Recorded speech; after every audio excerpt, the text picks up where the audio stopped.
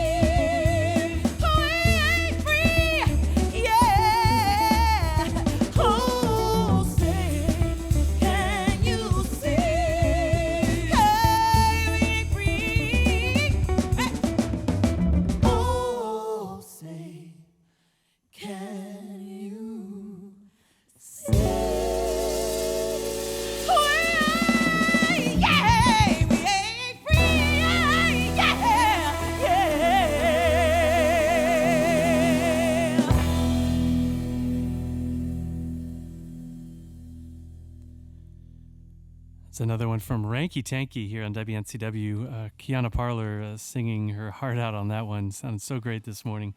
And the bass from Kevin Hamilton. Excuse me. We have a Kevin Washington at our station. Kevin Hamilton on bass, Quentin Baxter on drums. What a tight sound. And you guys, you have a show coming up in a week or two in Colorado. I think it's a festival.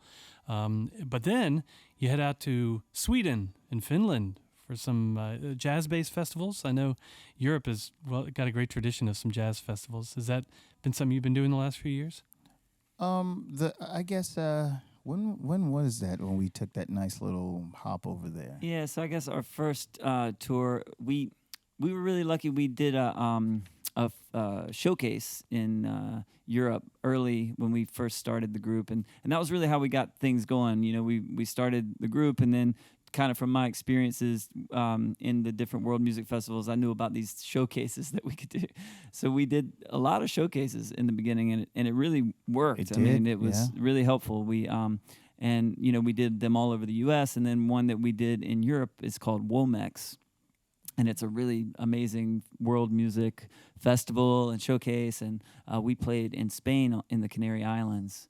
And lots of different festival buyers and presenters, whatever. They saw us there at that festival. And then we came over and played at the Mold Jazz Fest. Mold Jazz Fest in Norway. Yeah, and we played in Norway and Sweden and Austria.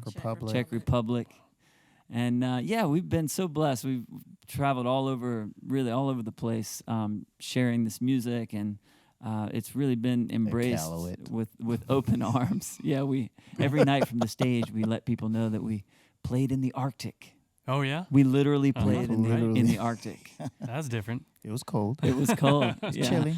It was July, and it was still was still like 20-something degrees. Oh, and that means you could have been playing the late night show, 1 a.m. something, and the sun was still out. It was bright. There was like, no darkness. It was bright like it was 1 o'clock on a sunny day in the summertime in the South. It was, and that was like 3 in the morning. Bright. Charlton, wake up. He did. The sun's still out. Yeah. Wake up.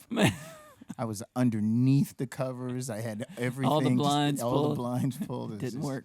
Yeah. But there were great experiences. Anytime we've, the times that we have gone over to Europe and played, the crowds have just been amazing. Yeah. You know, so we've been very fortunate with that. Even though they didn't know us that well or know us at all, you know, they came out and they were screaming and singing along and, you know, rocking and rolling and gulling. Is that a word? Gulling? Gulling. It is You now. know what I just mean. invented that. It is But now. I'm behind it. I got the trademark on Yeah. it. Gulling. Gulling. Yeah. Yeah, and you guys are, you know, I mean, you are the ambassadors to us right here in the Carolinas who are unfamiliar with Gullah culture, but certainly the folks in Norway and the Czech Republic, Right. they've probably not heard of it much. Right. And what about West Africa? Have you been there? The source of Gullah folk? Not yet. That's a bucket list. That Is would that- be a dream. I Yeah. bet that'd be Awesome. cool. Yeah. I've been alone. I went on a tour, on a State Department tour to Africa, and that's been a big influence on my guitar playing, and it really changed the whole way I see guitar playing because there's so much incredible music. And actually, that's really informed in a lot of ways my approach to adding guitar to this music, because this music doesn't traditionally have guitar. You know, it would more traditionally be just voice and clapping and Yeah.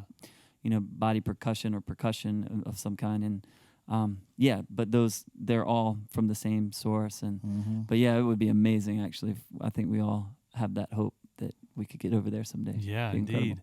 Well, and the Gullah culture, one of the trademarks is the language of it. And if any of you listening have been to, you know, one of our wonderful South Carolina coastal islands or Georgia, you might see semblance of it. There's books about Gullah language and such, and it's its own language derived from the folks who were enslaved way back, brought over from West Africa. You can see the connection.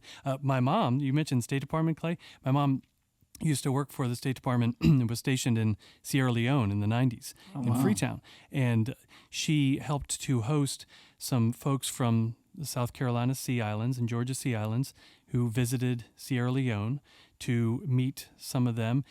Turned out they could kind of understand some of their shared words. They could see the connectedness of the language still. Did you hear that? 500 years later. That film, The Language We Cry In, or the language, is it They Cry In or We Cry In? I'm not But sure. it's about Yeah. that in the Mendinge funeral song. And the the Mende funeral song, and the connection between Sierra Leone and Gullah peoples and the language. And yeah, there's lots of interesting information out there, and definitely spend some time on Google, and it will take you down a fascinating rabbit hole with lots of wonderful insights into really how much this culture has shaped America. Yeah, right. Well, whether you're teaching in the classrooms or at a European world or jazz festival or city winery and whatnot, like you have on your schedule here in the U.S., and some rather I don't know, different scenes here. You're playing the Kate Wolf Music Festival coming up later on in California in June. I've been there. That's way out in Northern California. It's probably a different scene than what you find at a European jazz festival or a jazz fest in New Orleans.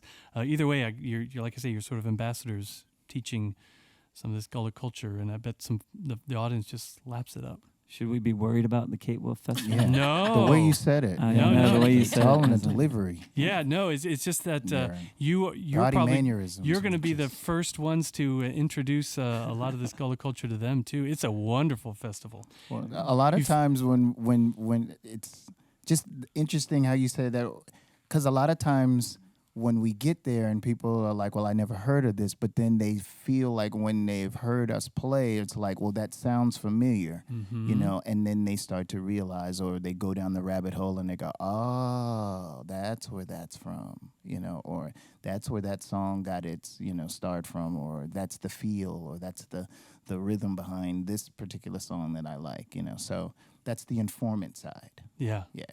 Do your we'll get one more from you before you wrap up, but I want to all these different venues and stuff you play. Does that really change your playlist of what you're going to play? Do you cater to different audiences, or is it really like, no, this is what we are, works for all audiences? Exactly. Yeah. Whether it's a world festival or jazz place. Yeah. Gullah checks every box. It does, like you said. Yeah. Cool.